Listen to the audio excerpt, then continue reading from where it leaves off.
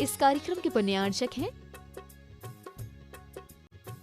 जयंती परिवार, अलवर, राजस्थान।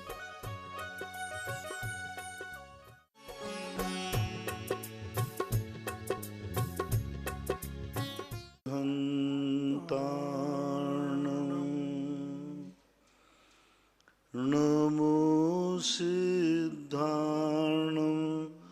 नमो आयर्याणं नमो वज्रायाणं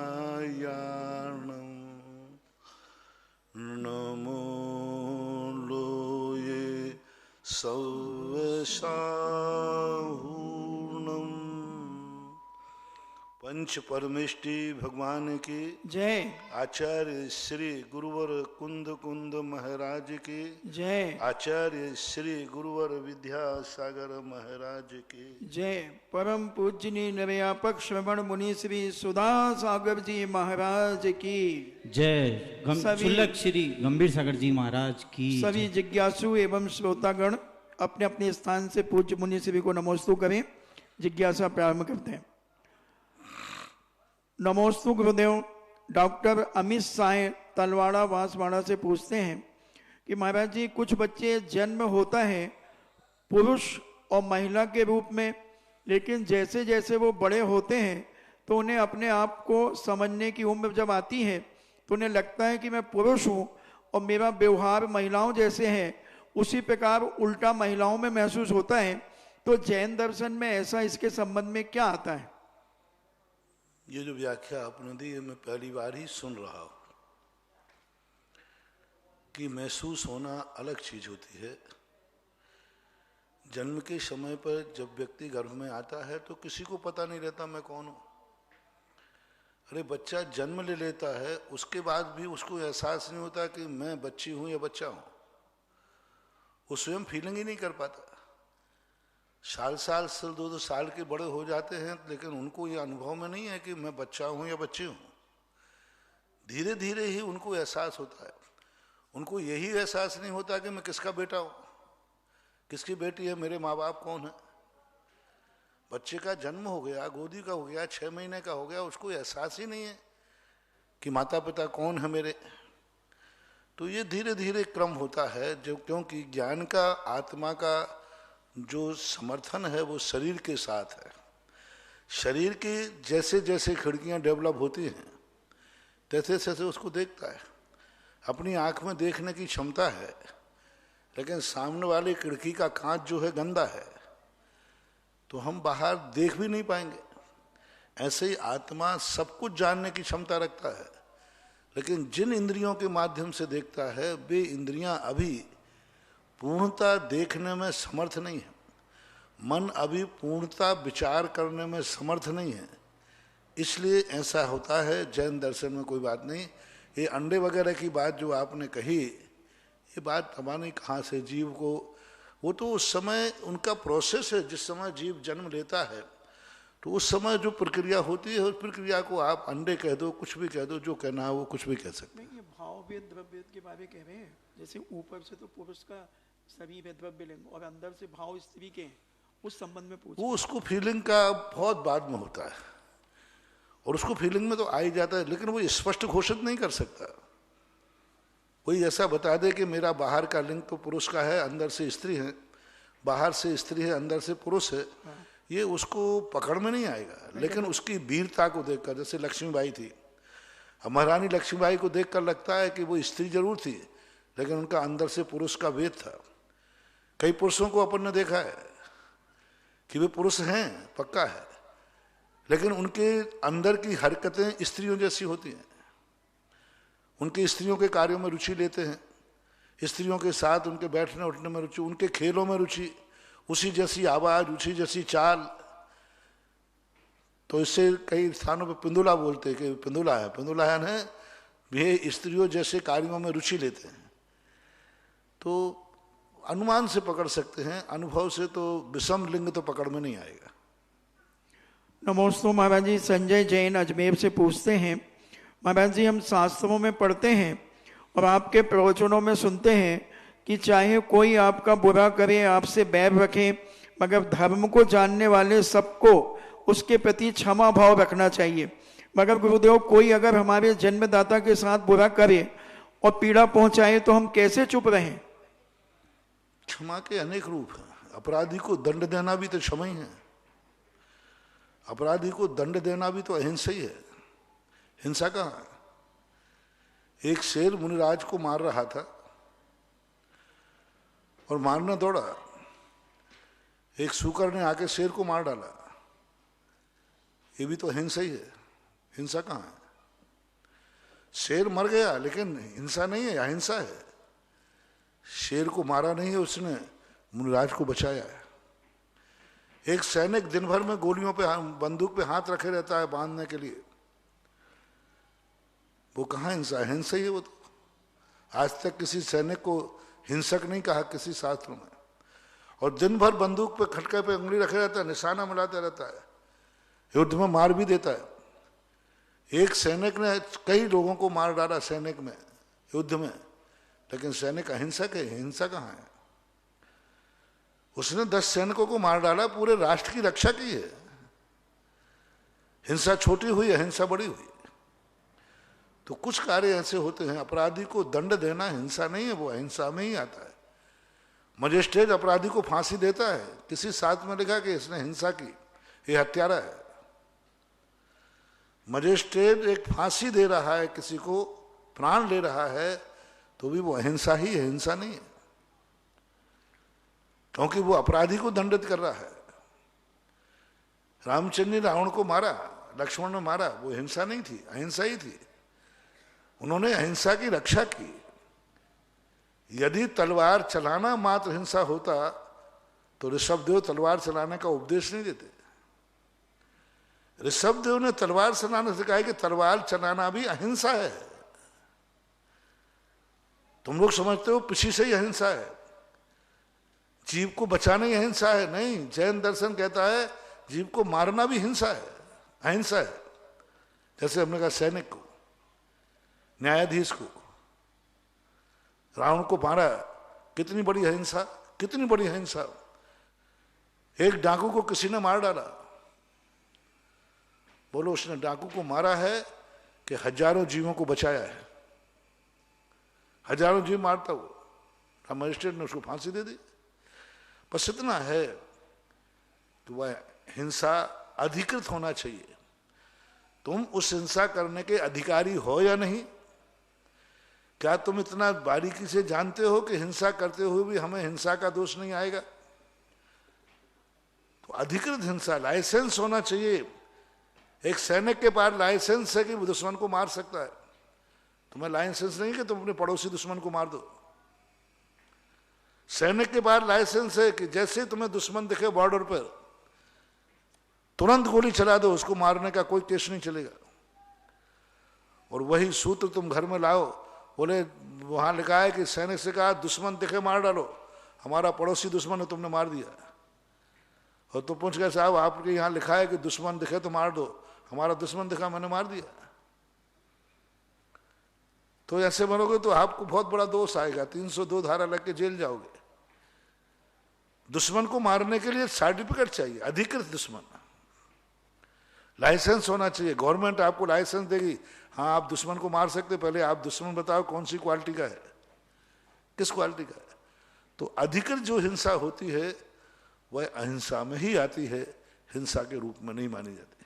आशीष कुमार जैन उनियारा टोंक से पूछते हैं, नमोस्तु महाराज जी, अगर किसी की पुण्यतिथि पर शांति धारा कराई जाए तो वो किसके नाम से कराई जाए, परिवार के नाम से या पुण्यतिथि वाले के नाम से? पुण्यतिथि वाले को तो कोई फर्क पड़ने वाला है नहीं उससे, इसलिए उसका तो कोई महत्व नहीं। जीवित वाले करते हैं तो ज्यादा अच्छा है। डॉक्टर अंकित जैन पुरवाल शरंगपुर से पूछते हैं, नमोस्तु गुरुदेव, जैन आगम में पर पदार्थों में ममत्व को मूर्छा कहा है? अस्तु, गाय भैंस मीठा मोती आदि चेतन अचेतन बाह्य उपाधि तथा राग आदि रूप अभ्यंतर उपाधि का संरक्षण अर्जन और संस्कार देखा जाता है, तो क्या यह सब क्या है? जैन आगम में पर पदार्थों से ममत्व को मूर्छा कहा है, परिग्रह कहा है, मगर गाय भैंस मीठा मोती आदि जो चेतन अचेतन बाह्य परिग्रह हैं, इन पर मूर्छा करना क्या है? ये मूर्छा ही है, परिग्रह है। क्यों? किसी भी पर पदार्थ का यही तो मूर्छा है कि तुम्हारे गाय बैल आदि हैं, ये मूर्छा परिग्रह के अंतर्गत आएगा। अभ्यंतर परिग्रह बाह्य परिग्रह दोनों हो गए। डॉक्टर मगन जैन आष्टा, पूज्यवर आराध्य देव मेरे आपको नमोस्तु कोटिशा। राग आदि परिणामों की तरह ज्ञान आदि भी यह मेरा है, इस तरह का संकल्प देखा जाता है, तो ज्ञान आदि भी परिग्रह मानना युक्ति युक्त है क्या? नहीं, क्योंकि ज्ञान आत्मा की पर्याय है।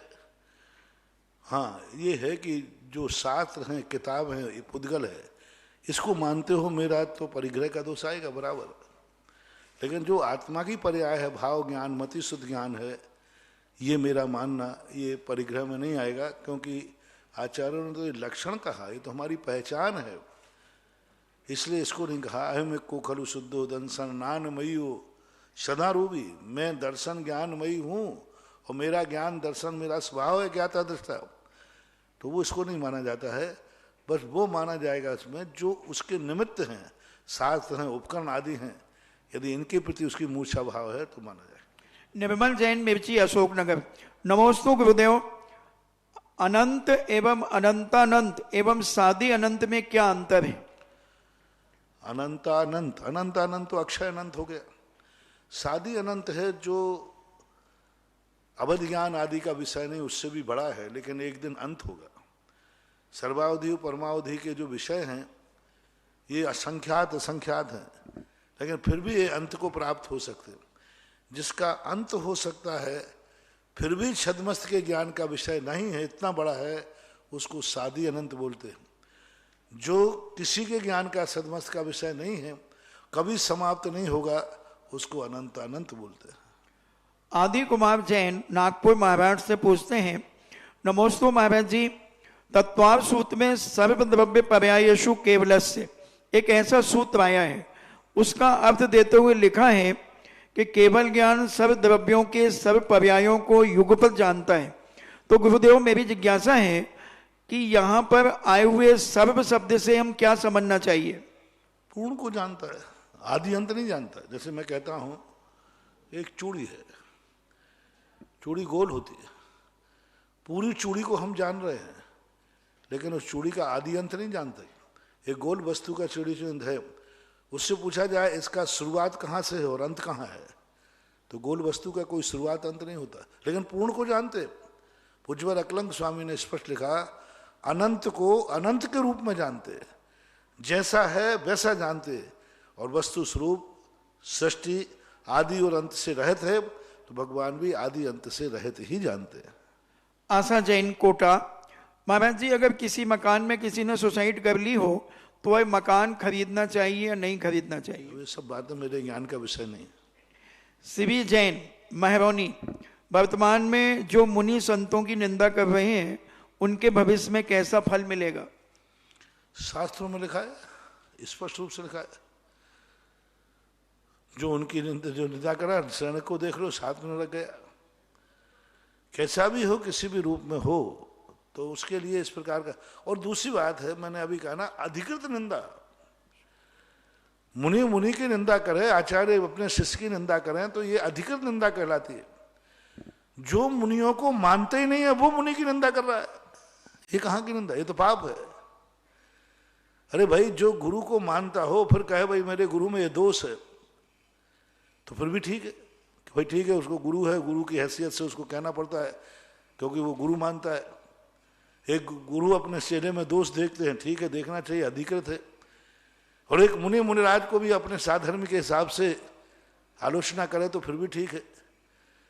जो मुनियों को मानते हैं, ऐसे मुनि भक्त यदि मुनि की कुचित कदाचित दोष करते हैं तो ठीक है, क्योंकि वो मानते हैं।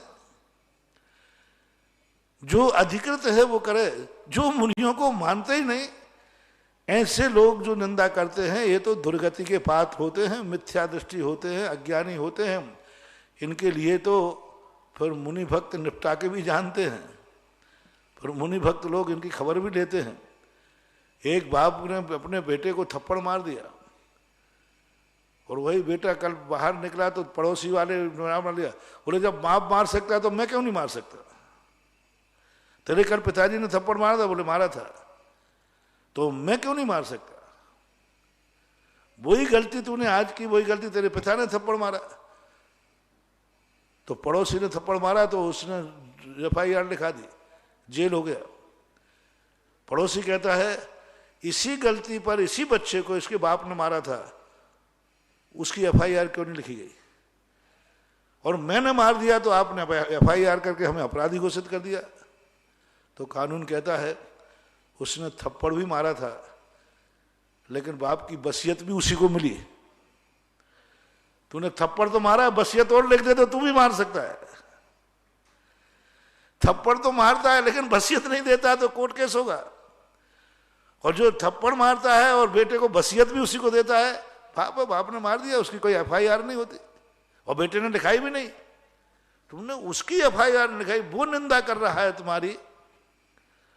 तुम्हारा बाप तुम्हारा थप्पड़ मार रहा है, तुमने FIR लिखाई और मेरी क्यों लिखा दी? तो बेटा एक ही कहे वो मेरा बाप है, थप्पड़ भी मारता है, वसीयत भी दिया है। तुम मेरे पड़ोसी हो, तुम कौन हो? इसी प्रकार जो मुनि विरोधी होते हैं, ये मुनि की निंदा करें तो इनको थप्पड़ के योग्य, इनको FIR के योग्य हैं, जेल के योग्य हैं, फांसी के योग्य। तुम कौन हो? हमारा मुनि भक्त यदि हमें बुराई करता है तो वो नमोस्तुति करता है। मुनि भक्त यदि बुराई करता है तो वो हारदान भी देता है। देखो कई लोग ऐसा होते हैं, कई लोग कहते महाराज जी हम मुनि विरोधी लोग आप लोगों को निंदा करें तो आप लोग बड़े नाराज होते हो, हमारे ऊपर कोर्ट केस की धमकी देते हो, ये करते हो, और आपके मुनि भक्त लोग भी आप लोगों की बुराई करते हैं। तब मैंने कहा वो मुनि भक्त हैं मेरे, बुराई भी करते हैं तो सामने आ जाए तो नमोस्तु करते हैं। कितने मुनि विरोधी हैं? मुनि भक्त भी मुनि विरोधी हैं। और वे मुनि विरोधी जो मुनि का विरोध कर रहे हैं वो मुनि भक्त भी हैं, जब सामने आते तो नमोस्तु करते हैं, आहार दान देते हैं, गुरुजी बोलते हैं और बुराई भी कर रहे हैं। ये हमारे अंदर की बात है, हमारे घर की बात है। गुरु मान रहा है। मैंने ऐसे मुनि विरोधी देखे, जो मेरे ही ले लो, आचार्य श्री के ले लो, हम लोगों के कट्टर विरोधी मुनि विरोधी हैं, लेकिन मुनि भक्त सबसे आते वो नमोस्तु करते हैं, आते ही आहार दान देते हैं, गुरुजी कहते हैं और बुराई भी कर रहे हैं। ये घर की बातें हैं, ये अंदर की बातें हैं, इसकी कोई FIR नहीं होगी। लेकिन जो मुनि मानता नहीं, नमोस्तु करता नहीं, आहार देता नहीं, वो यदि आंख भी दिखाएगा तो उसकी आंख निकाल ली जाएगी। वो आंख भी दिखाएगा तो FIR दर्ज होगी। वो आंख दिखाएगा तो उसको जेल होना ही पड़ेगा, जाना ही पड़ेगा। क्योंकि तू कौन है? ये तो मेरा भगत है, ये तो मुझे नमोस्तु करता है, आहार देता है। गुरुजी कहता है तू तो मुनि को मानते ही नहीं, तू तो मुनि को नमोस्तु भी नहीं करता। वही वाली बात, बाप ने मारा है तो बाप की वसीयत भी मुझे मिलेगी, थप्पड़ भी खाऊंगा तो वसीयत भी पाऊंगा। पड़ोसी ने मारा तो थप्पड़ खाऊंगा, वसीयत तो मिलने वाली है नहीं। इसलिए बुराई भी करना है तो मुनि भक्त बन के कर रहे। पहले मुनि भक्त बन, मुनि के चरणों की सेवा कर, नमोस्तु कर, उनकी आहारचर्या कर। फिर किसी दिन गुस्सा आया तो एक आध दिन बुराई कर देना, कोई FIR नहीं लिखाएगा। कोई घर के बेटे की कोई FIR लिखाता क्या? कह दिया एक आध दिन बेटे ने कुछ जोर से बोल दिया बाप ने, तो बाप ने भी कहा देख तुम्हारा बेटा, अरे बेटा ही है बोल देता है, मुझे मालूम है वो। अभी शाम को रोते हुए आया पापा, अभी शाम को रोते हुए आया पापा, अभी मुनि भक्त ने बुराई कर दी, शाम को आएगा गुरुजी घनी खम्मा अन्नदाता। ये अंदर की बात है। इसलिए मुनि भक्त बनकर के कोई मुनि की बुराई करता है और एक मुनि विरोधी बनकर मुनि की बुराई करता है, वो सहन नहीं होगा। वो तो अंतर है, बहुत ज्यादा अंतर है। तुम कौन हो? अतिशय जैन कोटा।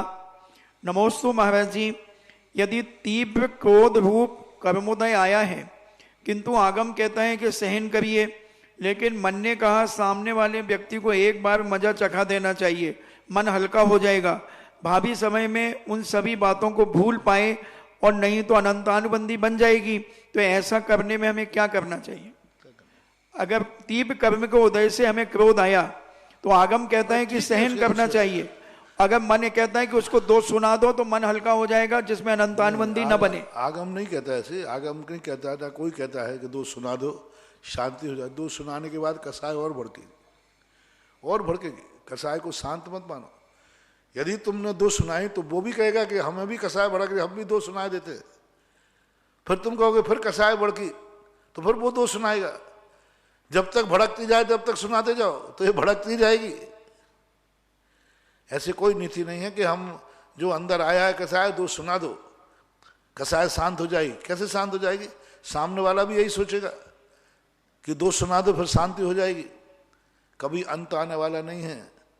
सबसे बड़ा अंत है कसाय आए उसको सुनाओ मत, अंदर घुट रहे हो घुट जाओ, थोड़े दिन के बाद घुटन शांत हो जाएगी, लेकिन मुंह से निकली हुई कसाय शांत नहीं होगी महानुभाव। यदि अपन अंदर ही अंदर घुट रहे हैं, गाली देने का भाव आ रहा है खूब जम के, लेकिन नहीं दे पा रहे, घुट रहे, रात भर नींद नहीं आ रही है, मत आने दो, घुट जाओ, मुंह से मत निकालो। मुंह से निकलने के बाद कसाय कभी शांत नहीं होगी, क्योंकि मुंह से निकलने वाली बात दुश्मन के पास पहुंच गई। अब दुश्मन की बारी है, वो शांत होता है कि नहीं। अंधों के पुत्र अंधे होते हैं। यदि ये बात द्रौपदी अपने मुंह में रखती, द्रौपदी के मन में भाव आ रहा था पहले से, यदि वो बात अपने अंदर रखती तो महाभारत नहीं होता। नहीं होता महाभारत। अंदर घुटती रहती, एक दिन कल 2-4 दिन में शांति हो जाती, लेकिन मुंह से निकलने के बाद कितने दिन में शांति हुई? कितने दिन में शांति हुई? महाभारत हुआ, सर्वनाश हुआ। इसलिए ये नीति नहीं है कि क्रोध आ रहा हो तो 2-4 बातें गाली बक दो शांति मिल जाएगी। नहीं, बकने के बाद अब शांति नहीं अशांति का होगा, महाभारत होगा।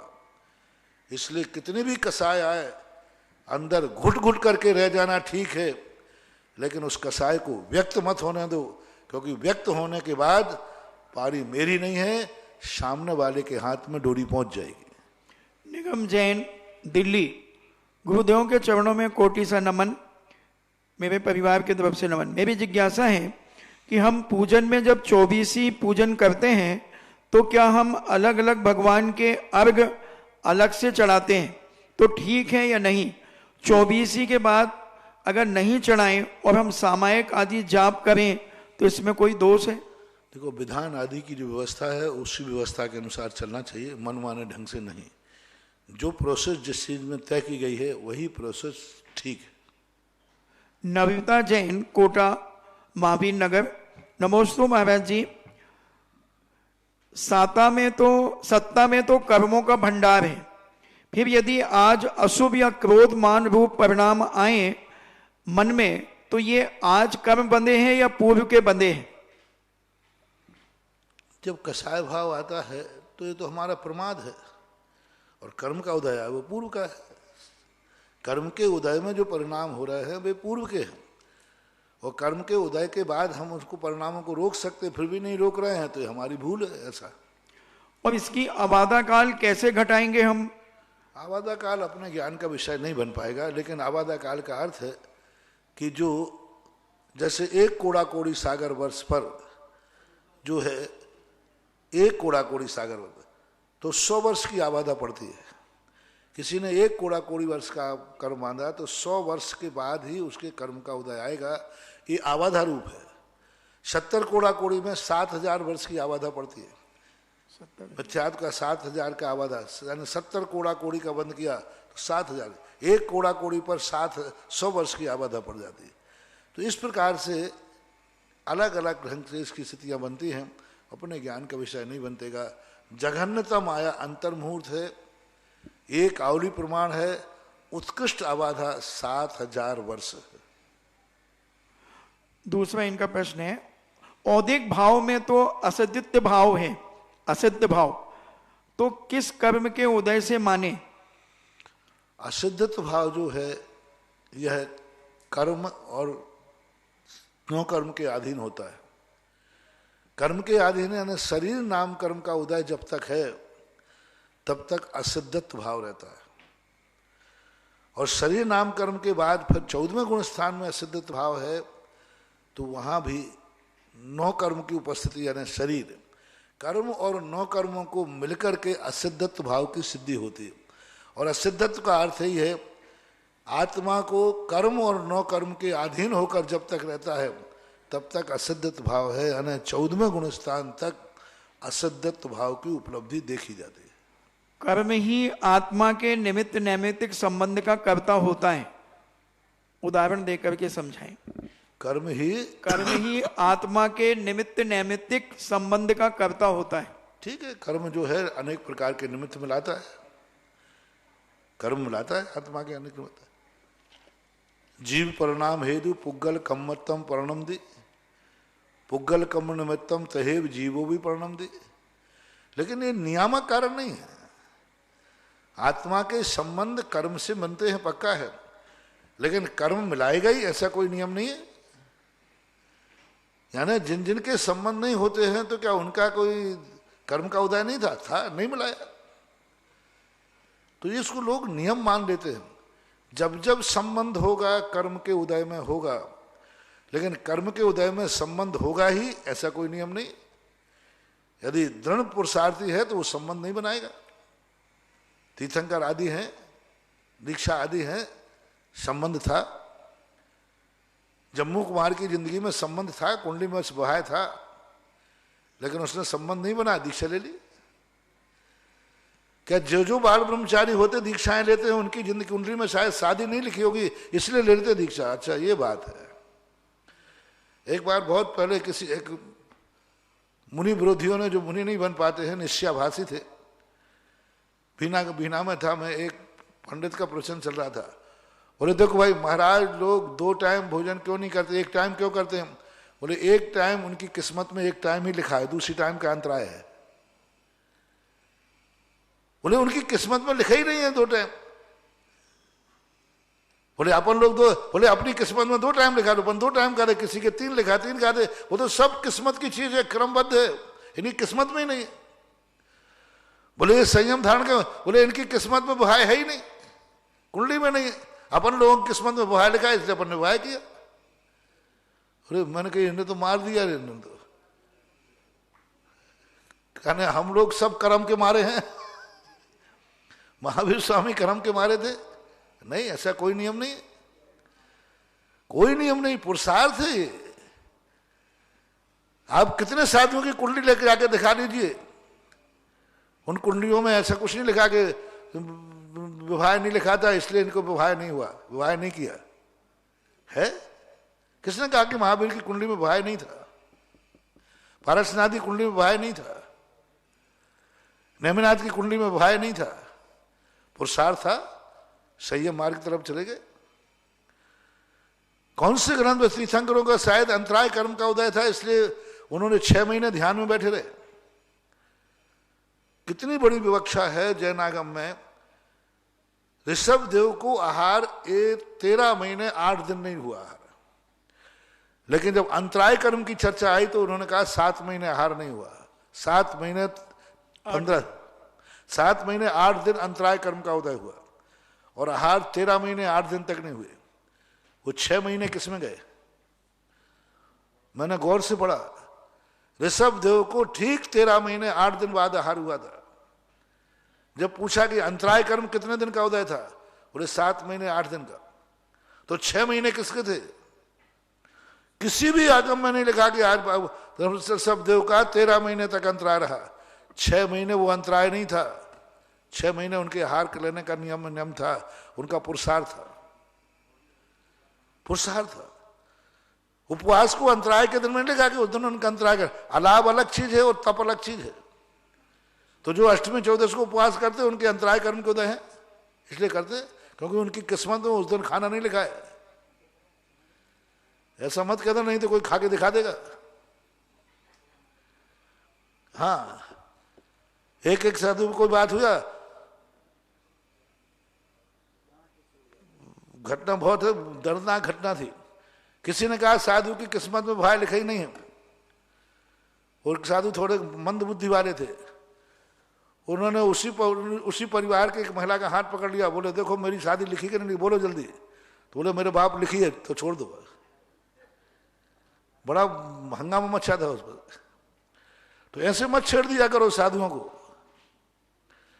और ये कहते थे कर्म का उदय है इसलिए। बोले किस्मत क्यों करते, बोले इन किस्मत में नाई नहीं लिखा है। ये धंधा पानी क्यों नहीं रखते, बोले इनके हाथ में धन की रेखा नहीं है ना। जो साधु त्याग करे वो उसकी रेखा नहीं है, धन की रेखा नहीं, भोजन की रेखा नहीं। कहते हो इनकी किस्मत में कपड़ा है ही नहीं। अरे तुम्हारी किस्मत में बड़े कपड़े हैं, कपड़े भी पहने हो, ऊपर से साल भी ओढ़ो, रजाई भी ओढ़ लोगे। यदि ये सब कर्म के ऊपर ढाल दोगे तो बताओ कैसे काम चलेगा। फिर तो तपस्या पुरुषार्थ बेकार हो जाएगा। नहीं, ऐसा नहीं है। ये तपस्याएं, सबसे बड़ा प्रमाण मुझे वो मिला, मैंने गौर किया, 6 महीने तक तीर्थंकर ने हार नहीं किया, उसको किसी भी आचार्य ने अंतराय में नहीं डाला, क्योंकि 6 महीने वो ध्यान में बैठे थे पुरुषार्थ करके। फिर 7 महीने जरूर सबने अंतराय में डाले कि हाँ आज से अंतराय कर्म का दिन शुरू हुआ, ये तपस्या का दिन है, ये अंतराय का दिन है। कोई भी ऋषभ देव ने 13 महीने का उपवास किया कहीं नहीं लिखा। 13 महीने का ऋषभ देव ने उपवास किया नहीं लिखा। कितने का लिखते हैं, 6 महीने का। और उनका आहार वस्तुतः 13 महीने में हुआ। बाहुबली की सब लिखते हैं कि 1 साल का उपवास हुआ, उनको कोई नहीं लिखता कि बाहुबली के अंतराय कर्म का उदय था। तो ये ऐसी बातें हैं जिन बातों का कोई सार सापट नहीं होता। कर्म नहीं है, कर्म है, इसमें कोई संदेह नहीं है। कोई भी संसार का कार्य होता है कर्म के उदय के बिना नहीं होता, लेकिन कर्म का उदय ही सब कुछ है, ऐसा यदि अपन मान लेंगे तो अकर्मण्यता आ जाएगी। महेंद्र काशल अशोकनगर से पूछते हैं, औदिक भाव केवली भगवान के कितने होते हैं? औदैक भाव केवली भगवान का तो मूल रूप से असिद्धत्व ही औदैक भाव है। बाकी तो और कोई औदैक भाव उनके यहाँ तो नहीं, क्योंकि ज्ञानावरणी, दर्शनावरणी, मोहिनी, अंतराय चारों छायक रूप हो चुके हैं। औदैक भाव अन्य कर्मों से बनता नहीं है। साता वेदनी, असाता वेदनी आदि इनसे भी तो औदैक भाव बनते नहीं। औदैक भाव तो मूल रूप से जो बनाए जाते हैं सामान्य रूप से घातिया कर्मों के अधीन होकर बनते हैं, मोहिनी कर्म से, ज्ञानावरणी आदि इनके। तो औदैक भाव जो भी बनाए जाते हैं प्राय ये जितने भाव हैं ये शामिल। और वैसे यदि मान रहे हैं तो सूक्ष्म रूप से तो औदैक भाव कुछ बनते हैं, उनके गति है, गति औदैक भाव है। तो कुछ ऐसे जो शरीर नाम कर्म से संबंध रखते हैं, कुछ औदैक भाव उनके बनते हैं। लेकिन अनुभूति रूप जो औदैक भाव है वो असिद्धत रूप बनता है, और कुछ भाव बन जाते हैं। जैसे हमने कहा ना, गति जाति आदि औदैक भाव आते हैं तो गति बन जाएगी। पंचेंद्री जाति है तो पंचेंद्री जाति उपचार से बना लो, द्रव्य इंद्रिया तो वहाँ है नहीं, तो ऐसे उपचार से कुछ भाव घटित हो जाएंगे। चंद्रकांता जैन अलवर से पूछती हैं, नमोस्तु महाराज जी, राजा सैनिक को उनके पुत्र ने मारा या स्वयं आत्मघात किया? अगर स्वयं आत्मघात किया है तो क्या छायक सम्यक दृष्टि आत्मघात कर सकता है? क्या बात है, गृहस्थी तो है। रामचंद्र जी ने लक्ष्मण की बेहोशी पर मरने का भाव किया कि नहीं, कि सुबह तक लक्ष्मण जीवित नहीं हुआ तो मैं मर जाऊंगा। कितने बार हुए? तो कोई बात, असंयम है, सम्यक दर्शन है, प्राणी संयम नहीं है अभी उनके पास। प्राणी संयम नहीं है, संकल्प हिंसा का त्याग नहीं है। जो संकल्प पूर्वक दूसरे को मार सकता है वो संकल्प पूर्वक मर भी सकता है। अविरत का छायक सम्य दृष्टि अविरति का संकल्प हिंसा का त्याग नहीं है। संकल्प किसे कहते हैं? बिना प्रयोजन के संकल्प पूर्वक मारना और बिना प्रयोग के संकल्प पूर्वक मर जाना, ये कहलाता है संकल्पी हिंसा। तो कोई बात नहीं। अजय कुमार जैन गंज बासोदा, नमोस्तु महाराज जी, हम लोग आत्मकल्याण की भावना से क्या प्रतिदिन सिद्ध भक्ति पढ़ सकते हैं? पढ़ सकते। परम पूज्य आचार्य गुरुदेव श्री विद्यासागर जी महाराज के आज्ञानुवर्ती शिष्य निर्यापक श्रवण मुनि पुंगव श्री सुधासागर जी महाराज के मुखारविंद से देश विदेश में अपने घरों पर विराजित उन सभी भक्तों की ओर से जो अपनी जिज्ञासा को भेजते हैं, सुनते हैं, देखते हैं और जिज्ञासा का पूरा आनंद घर बैठ करके लेते हैं, ऐसे सभी भक्तों की ओर से गुरुवर के चरणों में त्रैवार नमोस्तु नमोस्तु नमोस्तु। इस क्षेत्र पर विश्व के बड़े बाबा की वेदिका के लिए स्वर्णकारी हेतु शुभम पूजा जूही नीता अरुण आनंद कुमार जैन अहमदाबाद गुजरात, शुभम जैन जिनकी उम्र 19 वर्ष है, उन्होंने नया काम शुरू किया है फोटोग्राफी का। इसके उपलक्ष्य में स्वर्णदान हेतु 51 रुपए की राशि। गौशाला हेतु अजित प्रमिला जैन ठग परिवार इंदौर, जिन्होंने पूसरी के आर्चरिया के उपलक्ष्य में गौशाला के लिए 51 रुपए की राशि प्रदान की है। और इस क्षेत्र पर कोई अगर विकलांग व्यक्ति आता है, इस बात को दृष्टि रखते हुए यात्रियों की सुविधा हेतु व्हील चेयर एक तपोदय तीर्थ क्षेत्र पर, एक श्री शांतिनाथ क्षेत्र आवा और एक बीरोदय तीर्थ क्षेत्र बांसवाड़ा हेतु देने का पुण्यार्जन करने का अवसर प्राप्त किया है। प्रकाश जी, निशान जी, लविश जी जैन अजमेर। अक्षय निधि के लिए 11,000 रुपए की राशि एम लता डाली जैन घाटमपुर कानपुर। और चंदोदय तीर्थ चांद खेड़ी के लिए असीमकालीन भक्तांबर हेतु एक नाम आया 51 रुपए की राशि में श्रीमान विनय कुमार, हेमलता, आकाश, रेखा, डाली, अमन, स्तुति स्तोत्र जैन घाटमपुर कानपुर।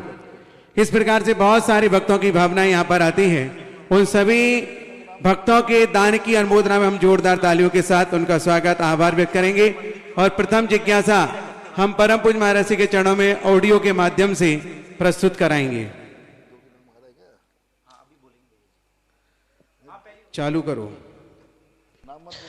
महाराज श्री के चरणों में त्रैवार नमोस्तु नमोस्तु नमोस्तु। महाराज श्री, मेरी ये जिज्ञासा है कि प्रतिदिन व्यापार करने में, धन कमाने में मायाचारी, झूठ, फरेब आदि करना पड़ता है, जिसके बिना व्यापार नहीं हो सकता।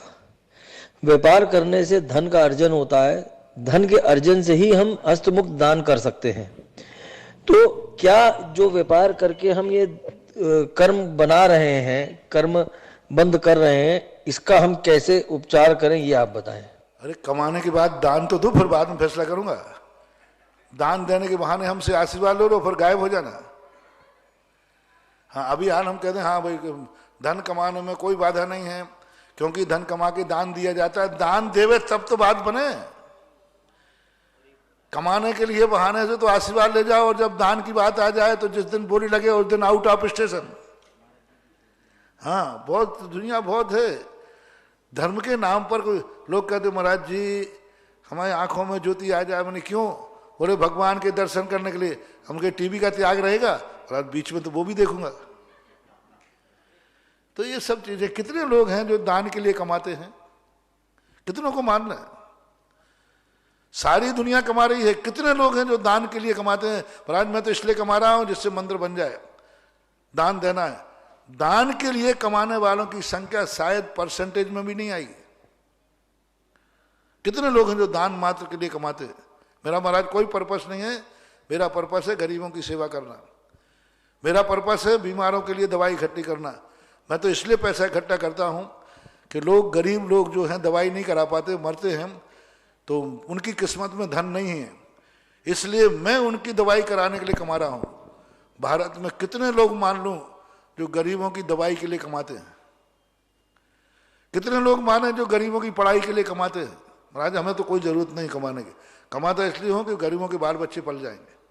कितने लोग मान लो, परसेंटेज बताओ।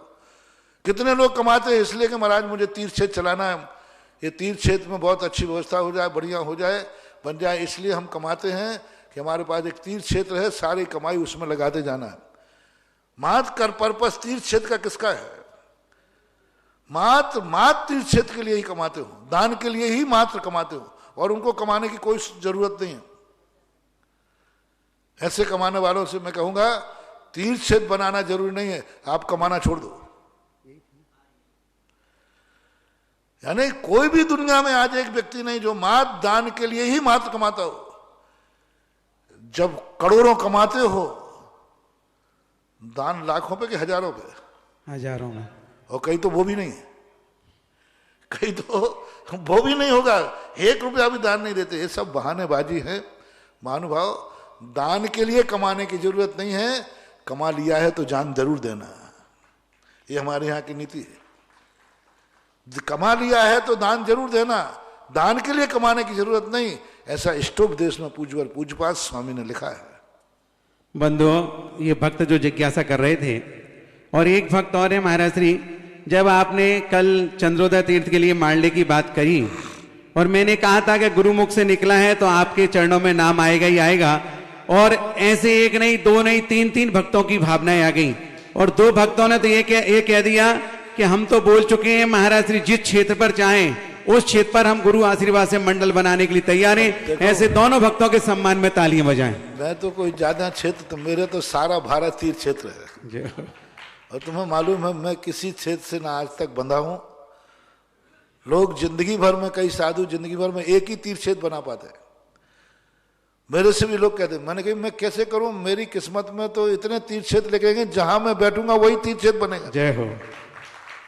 इसलिए मेरा कोई तीर्थ क्षेत्र होता नहीं, मैं तो बस एक ही है, जहां कुंद कुंद की मूल आमना हो, जहां भीतरागी जिनेंद्र हो, वे सब तीर्थ क्षेत्र मेरे हैं और उन तीर्थ क्षेत्रों का मैं हूं। जय हो। लेकिन भक्तों से भी मेरा कहना है, बस इतना देख लो, कुंद कुंद की मूल आमना परंपरा से जहां पूजा पाठ होता हो, जहां अच्छी भक्ति होती हो, निर्दोषता हो, सावध से रहे, तो वहां कहीं भी दान दीजिए। वो कल नया आज भूल गया, नहीं तो मैं बोलता नहीं, क्योंकि मेरे बोलने के बाद हमेशा यही समस्या होती है मैं इसलिए ऐसी चीजों पर मैं बोलते ही नहीं हूँ प्राय। मैं कह देता हूँ जो आ जाए बोले, क्योंकि मेरे मालूम है कि मुझे बोलते ही कंपटीशन होगा। कई स्थानों पर देखा मैंने, यदि मेरे मुंह से निकल गया तो एक नहीं, ये तो तीन ही खड़े हुए, 30 लोग खड़े हो जाते हैं, और फिर निर्णय मुझे करना पड़ता है। सबकी जैसी भावना हो, तीर्थों पर कोई दूसरे तीर्थ पर कर लें, कोई कहीं कर लें, जहां जैसी व्यवस्था हो। मैं किसी तीर्थ का नाम नहीं लूंगा, आप लोग करें, बस मैंने संकेत दे दिया। शुद्ध आमना जहां हो, अच्छी चर्या हो, अच्छी पूजा पाठ होता हो, और जहां असीम कालीन भक्तांबर की शुरुआत हो, क्योंकि असीम कालीन भक्तांबर है। असीम कालीन भक्तांबर जो चलाना चाहे वहां पर आप मारना भेंट कर दीजिए। जो असीम कालीन, ऐसा नहीं कि कोई कहे हमें दे दो मारना, हम कभी कभी भक्तांबर करते हैं, कभी कभी भक्तांबर, ऐसा स्टोर में रखने के लिए मत देना। जहां प्रतिदिन भक्तांबर पाठ हो, विधान हो और असीम कालीन हो, वहीं पर दान देना है। नहीं तो लोग बनवा के और फिर तिजोरी में रख देते हैं और निकलता है सालों में। प्रतिदिन मारना बिछे, प्रतिदिन विधान हो, बहुत बड़ी बात है ये। असीम कालीन भक्तांबर विधान का मारना है, हमेशा विधान वहां प्रतिदिन होता हो। ऐसा 2 तीर्थ संकल्प करें, वहां आप दे देना। अब यहाँ किसका लेना है हम विचार कर लेंगे, कहीं देर बाद बोल देंगे। महाराज श्री आप निश्चिंत रहें, आपके नाम आ रहा है, उनके नाम इसलिए नहीं बोल रहा हूँ कि फिर नाम बोलने के बाद गड़बड़ हो जाता है। नहीं, बहुत अच्छा। देखो, गुरु कृपा ये कहलाती है, गुरुवर किसी का नाम नहीं पुकारेंगे, आपकी भावना है, उसका सम्मान है। लेकिन महाराज श्री लोगों को, भक्तों को ये पता है कि महाराज श्री जहां विधान चालू कराते हैं वहां असीम कालीन ही होता है, और असीम कालीन विधान होगा तो मानिए पर डे उस मंडल का उपयोग होगा, उसी क्षेत्र पर आपकी राशि का उपयोग होगा। जो एक तो जिज्ञासा करने वाले हमारे कानपुर के भक्त थे, दूसरे हमारे ज्ञानचंद जी, तारा देवी, दीपचंद, मिश्री देवी, शांतिलाल, सुशीला देवी, अमरचंद, सुषमा देवी, महेंद्र, ललिता देवी, संजय, वंदना, मनोज, अनु, नीलम, छाबड़ा परिवार, रानोली वाले, ठाणे, मुंबई, इन्होंने भी अपनी ओर से 12 किलो चांदी का मांडला देने की भावना भाई। और दूसरे भक्त हैं हमारे कैलाश चंद जी, निर्मला देवी, मोहित जैन, प्रियंका, मंजू, एकता, श्वेता, कानपुर, समस्त कत्थे वाला परिवार। महाराज जी के आशीर्वाद से कानपुर में जो मंदिर बन रहा है, क्योंकि महाराज श्री के आशीर्वाद से एक आनंदपुरी का मंदिर बना था, और दूसरा एक मंदिर और नाम भूल गया, मूल नायक उनके परिवार के द्वारा उन्होंने ही मंडल के लिए दिए। और गुरु आशीर्वाद चाहिए, बस उनका ये भावना है कि असीम कालीन भक्तांबर के मंडल को ही बनाने की भावना है, क्योंकि महाराज जी का लक्ष्य बहुत अच्छा है। कोई भी विधान करने की भावना है और लॉकर में रख दे, ऐसा मंडल नहीं जहां असीम कालीन 365 दिन विधान चलेगा, वहीं के लिए गुरु का आशीर्वाद मिलेगा। जोरदार तालियों के साथ अनुमोदना। प्रथम जिज्ञासा है हमारी श्रीमती रानी शेठ मेहरोनी, नमोस्तु मेरे आराध गुरुवर। मेरी जिज्ञासा है कि मंदिर में भगवान के प्रक्षाल के समय, अभिषेक के समय घंटा बजाने से क्या यह अभिषेक में माना जाएगा, या पूजा छोड़कर शांति धारा देखने जा सकते हैं? शांति धारा जब होती है, अभिषेक होता है, प्रक्षाल होता है, तो लोग घंटा बजाते हैं, और कई लोग पूजा छोड़ के अभिषेक शांति धारा देखने चले जाते हैं, तो कहां तक उचित है? अभी व्यवस्थाएं हैं, देखो परिस्थितियां हैं, महिलाओं की बड़ी विचित्र स्थिति होती है। वे लेट होते हैं तो वहां श्रीमान जी आफत करेंगे, और अभिषेक के बाद पूजा करते हैं तो अभिषेक तो समय से होगा, तो इन महिलाओं को दूध की थैया है, आदि पहले कर ली, बीच में कर ली, इनको सब चलता है। उनकी परिस्थितियां देखो कैसी होती है। यदि वो अब शांति धारा के बाद पूजा शुरू करेंगे फिर लेट होंगे, जब तक तो श्रीमान पहुंच करके सिर फोड़ा हो जाएंगे। घर में बहुत सारे काम होते हैं, व्यवस्था है। इनको मार्ग मत मानो, ये परिस्थितियां कहलाती हैं, अपवाद मार्ग कहलाते हैं। जैसे बने इनको वैसे कर लेना चाहिए। स्थापना को एकदम छोड़ के जाना उचित तो नहीं है, नहीं जाना चाहिए। अगली जिज्ञासा ऑडियो के माध्यम से। गुरुवर नमोस्तु नमोस्तु नमोस्तु। रमेश गजिया गांधीधाम। गुरुवर, देव मरकर देव नहीं बनते, नारकी मरकर नारकी नहीं बनता, पर मनुष्य मरकर मनुष्य बन सकता है और त्रियंश मरकर त्रियंश बन सकता है। तो गुरुवर, जब दो गतियों में जीव वो का वही नहीं बनता है, और जब मनुष्य मनुष्य बन जाता है तो इसका कारण क्या है कि मनुष्य मरकर मनुष्य बन जाता है और त्रियंश मरकर त्रियंश? उन दो गतियों में क्या देवों में सुख ज्यादा होता है तो सुख वापस रिपीट नहीं होता है, इस कारण से नहीं बनता? और नारकियों को दुख ज्यादा होता है इसलिए रिपीट दुख नहीं होता, इसलिए नहीं बनता है? गुरुवर, जिज्ञासा का समाधान करें। नमोस्तु नमोस्तु नमोस्तु। एक बार एक व्यक्ति का केस इतना लंबा चला कि वो 10 साल जेल में रहा, और 10 साल बाद केस का निर्णय हुआ, उसकी जमानत नहीं हुई। मजिस्ट्रेट ने निर्णय दिया, चूंकि ये 10 साल बिना सजा बोले काट चुका है, इसलिए इसकी सजा उसको काउंट कर ली जाए। इतना ज्यादा हुआ। इसी प्रकार नारकी इतने दुख भोग चुकता है कि असाता कर्म उसका मंद हो जाता है, क्योंकि वहां असाता कर्म की इतनी उदीर्णा होती है कि उस नरक के दुख भोगने लायक उस जीव की असाता बसती ही नहीं है जब उसे पुनः नरक में पटका जाए, क्योंकि इतनी असाता उसके पास है ही नहीं। इसी प्रकार स्वर्ग में इतने सुख भोग चुकता है कि उसके साता कर्म का उदय उतना बसता ही नहीं कि वो स्वर्ग के सुखों को भोगने लायक हो, उसके पास पेमेंट ही नहीं।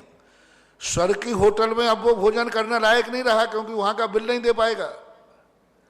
और नारकी को कष्ट, क्योंकि स्वर्ग में जो साता है तीव्र धीरणा होती, 24 घंटे साता का वंडर ड्रग हो, साता खर्च होती, साता असाता खर्च होती नहीं है। स्वर्गों में असाता का बहुत कम उदय होता है, साता का उदय बना रहता है, उदीर्णा होती है, तो कब तक खर्च करेगा? ये है। मनुष्य त्रियंशों में इतना ज्यादा नहीं होता कि वो अपनी साता को पूरा खर्च कर ले, इतना नहीं होता कि वो असाता को पूरा खर्च कर ले, इसलिए मनुष्य कई बार बना जा सकता है। अगली जिज्ञासा पुनः ऑडियो के माध्यम से। संपूर्ण जमोरिया परिवार के आगम चक्षु, हे गुरुवर, आपके श्री चरणों में अनंतों बार नमस्तु। हे गुरुवर, हम बचपन से मध्य मास मधु में मद्य को शराब मदिरा के रूप में जानते आ रहे हैं। हे गुरुवर, मेरी जिज्ञासा मध्य विषय को है।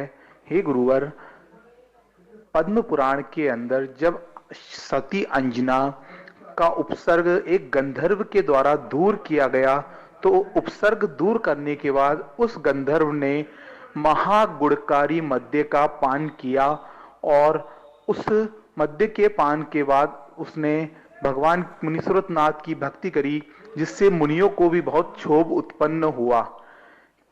इस विषय पर हमारे मन में शंका उत्पन्न हुई है, क्या वह गंधर्व शराब पी करके प्रभु की भक्ति कर रहा था? कुछ ग्रंथों में प्रथमान युग के अंदर लिपिकारों ने छेड़छाड़ी की है, क्योंकि मूल ग्रंथ जो हैं आज हमारे सामने, मूल आचार्य की लिपि हुई ग्रंथ आज भी एक भी हमारे सामने नहीं है। जो आचार्य ने खुद अपने हाथ से लिखे थे उनकी उम्र 500-600 साल से ज़्यादा नहीं होती। ये जितने भी आज अपने पास ग्रंथ मिलते हैं ये पांडुलिपियाँ हैं।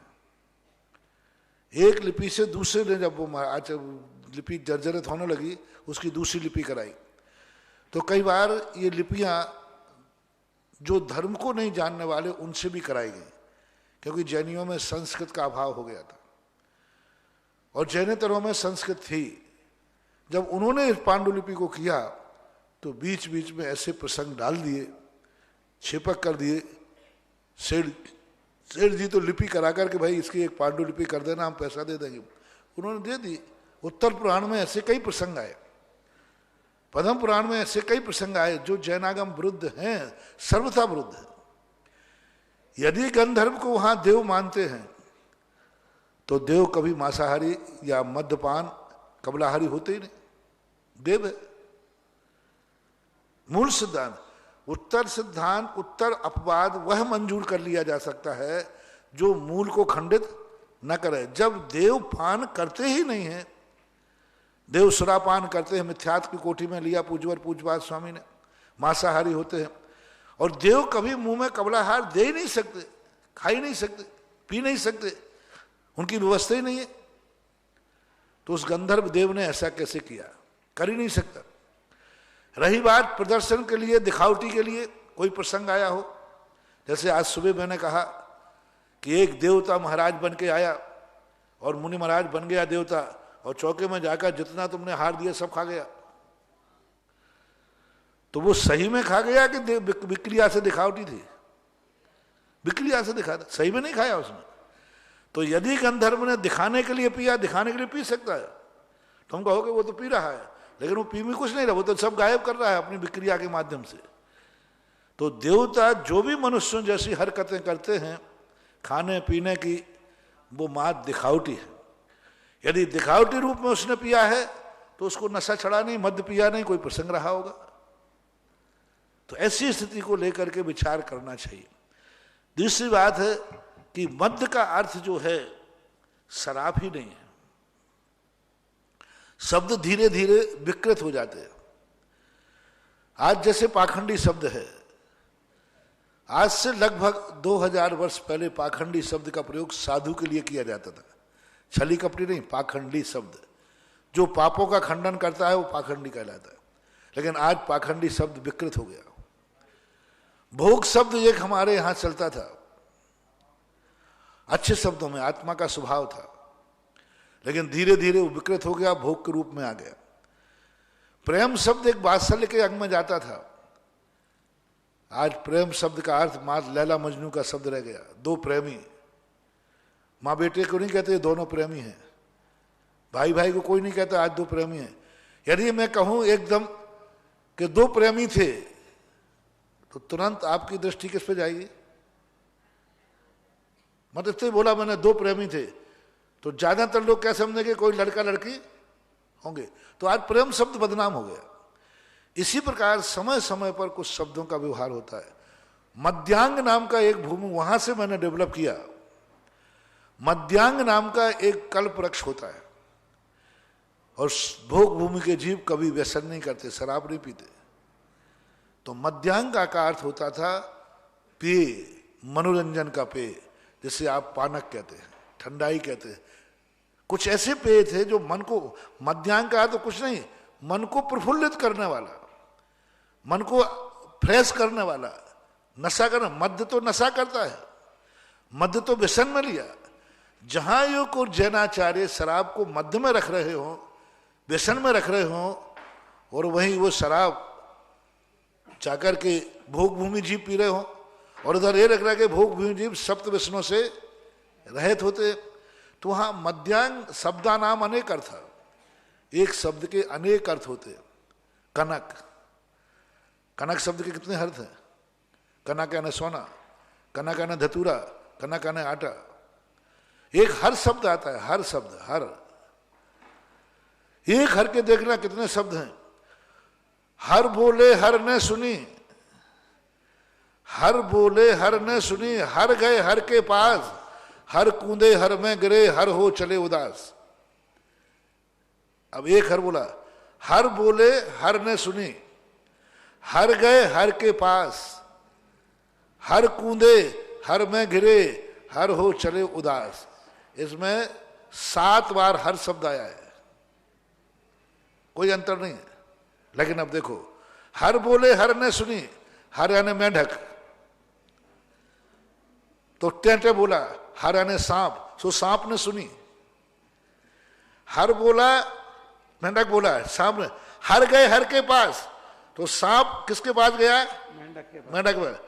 हर कूदे हर में गिरे, सो मेंढक उछल करके तालाब में, तालाब यानी हर का हर तालाब, हर कूदे हर में गिरे, हर हो चले उदास, सांप उदास होके चला गया। अब इस शब्द का अर्थ क्या लगा? महाराज यहां तो हर लिखा है, तो अजय रष्टव्यम वाली बातें हैं, तो यहां दुरुपयोग नहीं करना। मध्यांग का अर्थ कोई आनंददायी पेय जो है। रही बात देव की, तो मैंने बता दिया ऐसा होता नहीं। या तो विक्रिया के लाजे लोग व्यवहार में कर सकते हैं। अब इंद्र यहाँ आया है, सौधर्म कोई आया है, लोग व्यवहार में अकेला वो कैसे, साहब आप भी पिए, वो विक्रिया में पी लेगा, उसके गले में जाना ही नहीं, वो तो अदृश्य कर देगा, तुम्हें दिखावटी में पी लेगा। देवता लोग ऐसा करते हैं, आपको दिखाने के लिए आपके साथ भोजन कर लेंगे, बराबर भोजन करेंगे, लेकिन उसके गले में नहीं जाता, वो दिखाने विक्रिया में अदृश्य कर देगा वो। तो ऐसा हो सकता है। और लिपिकारों ने कभी कभी इसमें संशोधन करके कुछ प्रसंग डाल दिए हों, ये भी हो सकता है। गंधर्व शराब पी नहीं सकता, पी है तो वो दिखावटी के लिए पिया है, ऐसा लेना चाहिए। अगली जिज्ञासा ब्रह्मचारिणी बहन प्रीति बिजौलिया। पूज्य गुरुवर के चरणों में बारंबार नमोस्तु। बड़े महर्षि जी, मेरी जिज्ञासा है कि जब भी मोहनीय कर्म का क्षय होगा तो पहले दर्शन मोहनी का क्षय होगा, उसके बाद चारित्र मोहनी का क्षय होगा, ऐसा क्रम से। ऐसा भी हो सकता है कि चारित्र मोहनी का क्षयोपशम चल रहा हो और दर्शन मोहनी उदय में हो। चारित्र मोहिनी का क्षयोपशम हो गया हो, मतलब क्षय हो गया, उसके क्षय होने से चारित्र ग्रहण कर सकते। चारित्र मोहनी के क्षयोपशम से चारित्र ग्रहण होता है। नहीं, ऐसा कभी नहीं होता। सबसे पहले दर्शन मोहिनी का क्षय हुए बिना चारित्र मोहिनी का क्षय हो ही नहीं सकता। इसलिए चारित्र मोहिनी के क्षय के लिए पहले उसे छायक सम्यक दर्शन प्राप्त करना ही पड़ेगा। छायक सम्यक दर्शन के बिना चारित्र मोहिनी का क्षय नहीं हो सकता, कभी नहीं हो सकता। चारित्र मोहिनी का क्षय, दर्शन मोहिनी के क्षय के बाद चारित्र मोहिनी का क्षय हो या ना हो कोई नियम नहीं है, लेकिन चारित्र मोहिनी का जब भी क्षय होगा दर्शन मोहिनी का क्षय होना जरूरी है, बिना उसके कभी चारित्र मोहिनी का क्षय नहीं होता। तो जब किसी ने चारित्र ग्रहण कर रखा है तो उसके दर्शन मोहिनी कर्म का उदय आ जाता है। दर्शन मोहिनी के दो रूप हैं। एक दर्शन मोहिनी वो है जो चारित्र को भी नष्ट कर देता है, एक दर्शन मोहिनी वो है जो क्षयोपशम रूप में है, यानी सम्यक प्रकृति रूपी दर्शन मोहिनी के क्षयोपशम होने पर चारित्र मोहिनी का भी क्षयोपशम हो सकता है। छायक दर्शन मोहिनी के क्षय होने पर भी चारित्र का क्षयोपशम हो सकता है। तो यदि जो भंग बनाया है कि दर्शन मोहिनी के उदय के साथ चारित्र मोहिनी का क्षयोपशम, छायक नहीं बनाएंगे, क्षयोपशम, तो वो ऐसे ही बनाया है। कोई क्षयोपशम सम्यक दृष्टि मुनिराज है, सम्यक दर्शन तो क्षयोपशम है, यानी दर्शन मोहिनी में सम्यक प्रकृति का उदय है, लेकिन उसके बावजूद उन्हें चारित्र मोहिनी के क्षयोपशम से चारित्र मोहिनी का क्षयोपशम पा लिया। ऐसे मुनिराज मां छठे सातवें गुण स्थान से ऊपर नहीं जाएंगे। क्षयोपशम सम्यक दृष्टि का गुण स्थान चौथे से लेकर सातवें गुण स्थान तक है। सातवें गुण स्थान के ऊपर जो भी जाएगा वो नियम से छपक श्रेणी चलेगा, वो छायक सम्यक दृष्टि ही चलेगा, उपशम सम्यक दृष्टि की बख्शा नहीं, क्योंकि आपका प्रश्न छायक सम्यक। तो सातवें गुण स्थान से ऊपर छपक श्रेणी छाया दर्शन मोहिनी की छपड़ा के बिना चढ़ ही नहीं सकता। इस कार्यक्रम के पुण्यार्चक थे जयंती परिवार अलवर राजस्थान।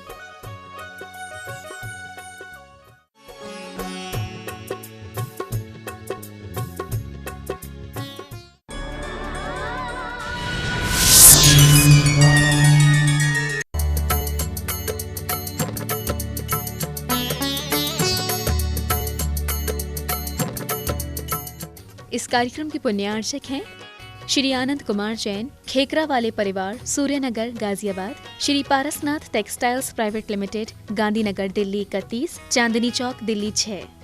जय जिन दर्शकों, मैं हूं शेफाली जैन।